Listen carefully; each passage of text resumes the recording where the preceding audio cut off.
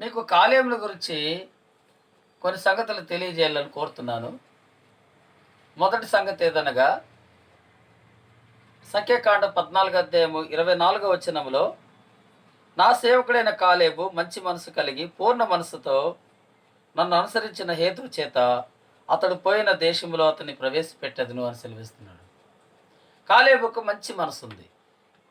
అది దేవుడే మనకు సాక్ష్యం ఇస్తున్నాడు.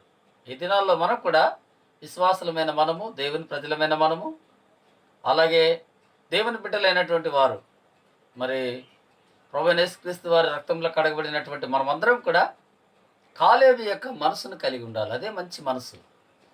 యేసు ప్రభు వారికి ఆయన కూడా మంచి మనసు ఉందని దేవుని వాక్యములో మనం చూడగలుగుతాం. కాబట్టి ప్రియులారా, ఇశ్రాయేల్ ప్రజలు ఎంతోమంది 36 లక్షల మంది పైగా ఉన్నారు. వారందరిలో కూడా కాలేబు యొక్క మనసు మంచి మనసుగా మనం చూడగలుగుతాం. యేసు ప్రభు కూడా మంచి మనసు గలవాడే. అందులో ఒక భాగం ఏంటంటే, దేవా నీవు మానవుని క్షమించుటకు సిద్ధమైన మనసు గలవాడు అని వాక్యం సెలవిస్తుంది. కాబట్టి క్షమించే మనసు అనేది మంచి మనసు, అర్థం చేసుకునేదే మంచి మనసు. అలాగే మంచి మనసు ద్వారానే మనం ఏ పనులు అయినా చేయొచ్చు.